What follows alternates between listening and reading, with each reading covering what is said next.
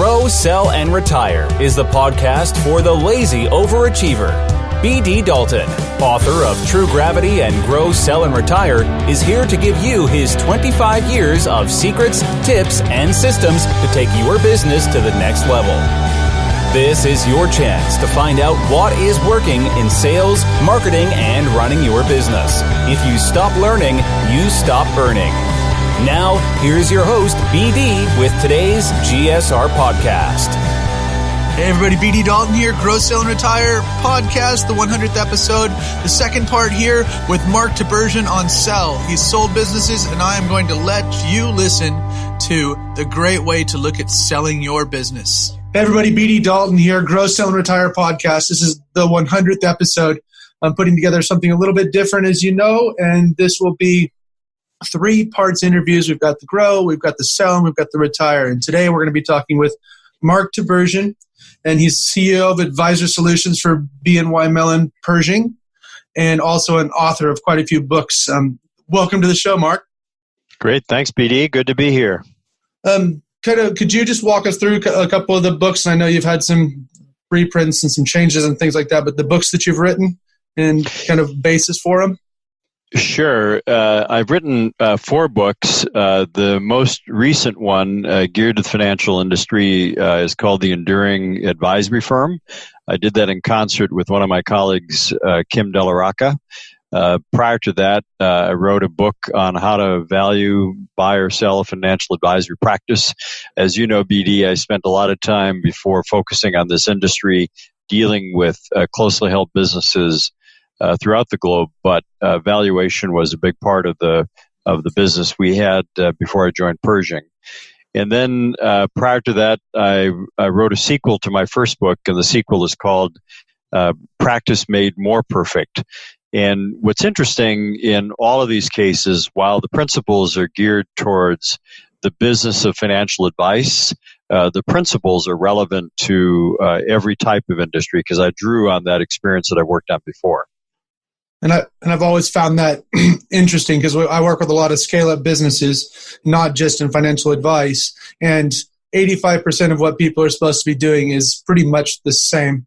That 15% is the industry-specific bit of it, but dealing with the right clients, getting your numbers right, and things like that, like we're going to talk about today, are pertinent everywhere. They are absolutely pertinent. So if we're moving forward and looking at this, what are 3 things, and you've seen this when Moss Adams, when you're now at BNY, when you're doing this, what are 3 things that businesses typically overlook when they're coming to sell a business, the business owners, or what are they overlooking? Well, I think that the financial part is almost the easy part, although there are elements of it that people have to take into account. I think that probably the first thing that I would say is overlooked is the emotional dynamic of transition, is that all of a sudden you have this sense of not being relevant anymore, or you don't have a place to go to work to anymore. And I think that the emotional element really is a giant surprise for business owners in transition. I think the second thing that people tend to overlook when selling a business is what are they receiving in terms of currency. It's one thing to receive cash, but if you're receiving stock or equity in the buying company, you are becoming both a buyer and a seller. So not only do you have to evaluate the terms and the price that you're receiving, but you're going to have to evaluate the currency that you're also receiving and determining whether it's fair price. So it's a complicating element that I think that comes into play. Because the bigger the transaction, typically the more parts there are to it when it comes to loans or shares and equity and cash. Could be size, could be other factors, just because many private equity firms may choose to use stock as currency if they have a business and they're rolling up an industry. And so size may dictate that, but generally many buyers find that using their own equity is, they preserve their cash flow and they can they can use that as a means of doing the transaction. The second motivation is that they find that as a way to manage risk, because if you now own equity in Newco, then you're likely to remain interested in the success of the business. So that becomes quite an issue there as well. Definitely. Yeah. And I think the third thing that I would say sellers tend to overlook is whenever you're negotiating price and terms, what you're really doing is negotiating risk. You're trying to determine who's assuming the risk in the deal. Is it the buyer or the seller? And if you think in those terms of who's assuming the risk for this part or that part, then what happens is it influences what the final outcome should be. As an example, if you're thinking in terms of you absorbing the greatest risk, then naturally you should get the greatest price or the greatest favorability on terms. And it's a helpful way just to frame the discussion. And so you have these three things that you're thinking about, and you're coming into the end of it. And you say the numbers, even though they're not easy, they're pretty much a number is a fact, and how you twist them is the one mechanism. But right. And it's true. And if you're working with a helpful advisor who actually understands business finance, then the fundamental principle that you're trying to get to is what is cash flow? Will the cash flow continue? And what's the degree of confidence that you have in both that cash flow and the growth rate of the business? If you can come to some agreement on those elements, then you can come to agreement on what the base price is going to be. Then everything else in terms of the structure will influence whether it's more or less and whether you get cash up front or not. So we're coming into all these different things. How can a business owner better prepare themselves? Because most people don't, unless it's a health reason or they feel it's at the top of a market, they prepare themselves over a year or 2 years to actually finally get to that spot where they're going to sell. How can people better prepare themselves? If even going back to the last 3 points that you made before for a sale. Yeah, I think 2 years is almost too short a period of time. Yep. So the way that I would tend to look at this is it's not unlike preparing your home for sale, in that you got to give it a fresh coat of paint. You need to make sure that all the junk is out of the closet. You need to make sure that the whole house looks presentable. Because if it looks like a fixer-upper, then people are going to pay a price that looks like a fixer-upper. So in the case of businesses, I think that doing a thorough analysis of the strengths and weaknesses, the clarity of the strategy, the continuity of the people, the consistency of earnings and cash flow in the business, the reduction in risk are all factors that come into play as you prepare the business for sale. That generally speaking, a buyer is hoping to acquire an operating business. But if you don't have clear continuity in the business, if the business is going to go in another direction after you leave, that tends to diminish the value. And so you need to think in terms of continuity and even management succession as part of that process. Ultimately, you have to think of this being your greatest sale, your only sale, your biggest sale. Most buyers have experience in doing multiple deals. Most sellers have one experience, and it's the one they're going through today.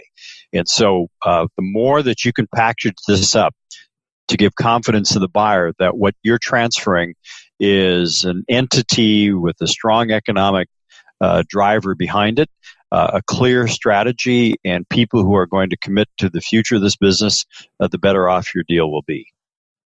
That's really good, and most people don't understand that. Not most people. The buyer typically understands if they're an educated buyer or a serial purchaser, but the seller just thinks that, well, it's paying my paychecks and it's been consistently for the last 15 years, so that should make it worth something. Exactly. But people don't actually ever unplug themselves from that equation. Or not ever, but a lot of times don't unplug themselves from that equation. What happens if you're not here? Yeah, I think that one of the peculiar things, and this must be human nature, that individuals do is they believe that their 30 years of blood, sweat, and tears is what justifies a high value, and the reality is that those are emotions and perspiration that have long evaporated and have nothing to do with the future of the business. The key principle that everybody has to realize is value is a function of the future. And until you grasp that concept and to a degree ignore what's transpired in the past, it will be hard to justify the value to a prospective buyer. That's huge. That's actually a great quote. And when we look at that, so you have these things that come into it. So you talked about the continuity of the clients and the continuity of the leadership team. I think those are two things. How do you solidify in businesses typically, or see some of the better valued businesses interacting with their clients so they're more sticky? Well, obviously this depends on whether it's a service business or a retail business or a manufacturing business. But I think that one of the things that people have to be conscious of is whether or not they're fulfilling the expectations of the customer or the client in what they're doing. And so, as an example, a common notion that tends to drive much of our thinking is that the best experience you have anywhere is the same experience you want everywhere. And so a big test that every business owner in preparing for the ultimate transition of the enterprise is to understand what level of satisfaction exists. And a good way to frame this is for you as the seller and your leadership team to share common ideas around what's the best customer experience you've ever had, and how would we stack up to that. So if you're flying Ryanair, for example, that's going to be a far different experience than if you're flying Singapore Air. And so you have to understand, what does that mean in the mind of the buyer when that's going forward, and what does that mean in the mind of the customer as well. So that is critical in how you think about it. The second part of it is that while leadership continuity is important, I would think more in terms of general human capital continuity. So not only do you need to have a superior client experience, but you need to have a superior human capital experience. What would compel people to stay with the business after you transition? Or what would compel them to leave? And I think that when owners of businesses don't recognize the value of human capital as much as the value of financial capital, then it tends to undermine the success of the enterprise long term. That makes a lot of sense. And you could invest in the people is investing in the business. Yeah, I like to say that your very best employee is more important than your very best customer. Yes, and a lot of people don't take that on board, but building them as a proper machine in your business also makes it so that when somebody comes in and tries to do a cut the assets exercise, they can't continue the business as it is by cutting that human capital or those irreplaceable people. Yeah, true. That's a transactional mindset. That's not building an infinite, enduring business, and that makes a huge difference. Is that ultimately somebody is going to have to reinvest in the enterprise, and if you're just dressing up the earnings, that's the proverbial lipstick on a pig. You just can't expect it to change the animal that you're dealing with. And I had this question, or we've already kind of gone through it, but I had just put it there anyways, was in an ideal scenario, who has the upper hand, the buyer or the seller? Well, I think that the seller always has the upper hand because the deal doesn't go until the terms and the price make sense. Obviously, extenuating circumstances would undermine the position of the seller, but if you're holding the cards, then you make the call as to when the time is right. Of course, that's a broad general statement. I think that the nature of the industry that you're in could be a factor. Your own financial condition, your own ability to live independently, or to be patient through the transition could make a difference. The cost of capital and the economic environment in which you operate could make a big difference. But all things being equal, what we find is that, there's a definition for fair market value that says a willing buyer, willing seller, both being reasonably informed of all the facts, neither being under compulsion to buy or sell. So if you assume that standard for fair market value, then you'd say the seller is the one who has control. The buyer is going to have to make the best offer in which to do it. So if you create the right dynamics where you actually have an auction for your business instead of one-to-one negotiation, then the chances of you getting a better outcome is great. But it's key when you're thinking through that process that you think of what will the business look like after you're gone? And is the seller somebody who shares your values? And do you even care? Is it just about the money at this point? Or is it about ensuring that the business continues long after you're gone? Very cool. How about a fun or funny story that you have from a business sale? And obviously you don't have to mention names, but just something that was kind of happened that was either comical or joyful. Well, it's interesting. I don't deal directly in transactions anymore since we're involved in the custody and clearing business at BNY Mellon Pershing. But back in the day when I was active in transactions, one great example of the emotion struck me as interesting, in that the negotiations are going well. It was multiple partners who were selling at one time, but there was one dominant shareholder who had over 50% of the stock. So everybody was quite excited about the price and the terms and the timing and the roles that certain people would play afterwards. And when it came down to the point where the signing was to occur, the lead shareholder in the selling firm got incredibly upset, irrationally upset, because for some reason the brand new highfalutin coffee maker that he had just purchased wasn't included in the transaction. And it was an out of body experience, and I think that was the moment that crystallized for me. These are not always financial transactions or emotional transactions, and all this person was doing was dissembling and throwing up barriers because he couldn't quite cope with the fact that he would no longer be in control of the business he built. That's crazy. So going to two questions or two kind of follow-ups to that is, so the coffee machine and the emotion that goes in behind it, it's not only about preparing the business for sale, but as you stated in the very first one, the emotional dynamics after the transition. What can somebody do knowing that in 3 or 4 years they're going to sell the business and they're not going to have the parking spot, they're not going to have the name over the door? How can they emotionally prepare themselves for life after sale?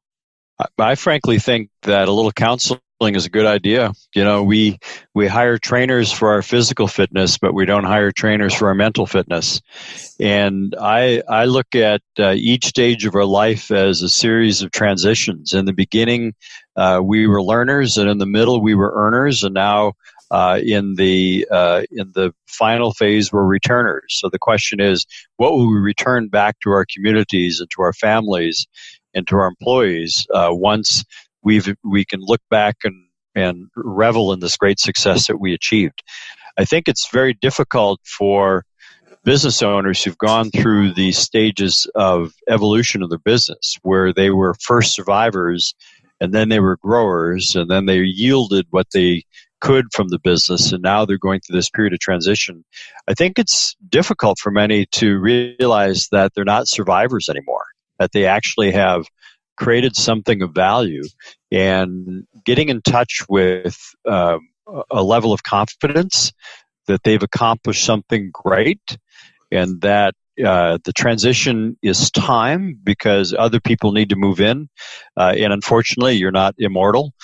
Is critical. So I would strongly encourage, if not some level of counseling, at least participating in a group of other business people that you can reveal yourself. You can be more vulnerable, and it's not something that's easy. Certain cultures don't really accept that very well, but I think it's something that you just have to be conscious of.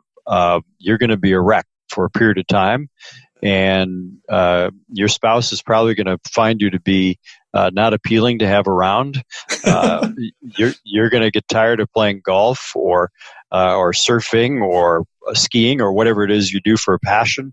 And so somehow you're going to have to think about how do you replace that void where you had a place to go and something that in fact gave you esteem in the community.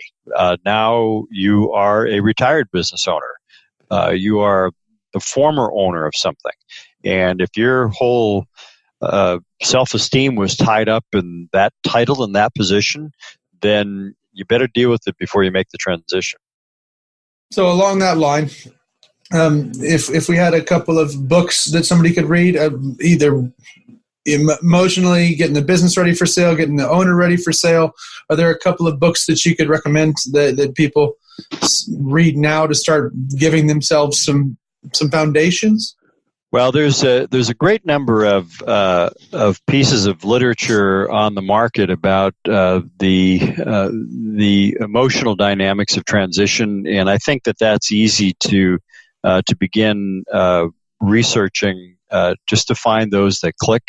I think that a couple of authors that I would suggest sellers look at just to give a frame of reference would be Cam Marston, Marston. He's written quite a bit on generational differences that I think really frames these decisions quite well. I like the work by Simon Sinek, Sinek. He just came out with a new book called The Infinite Game, which I think helps you to get centered on some of the things you need to think about as a business owner. And one of the classic books on valuing a business was written by Shannon Pratt. He was my former boss at Willamette Management, and that's probably the definitive book on valuation.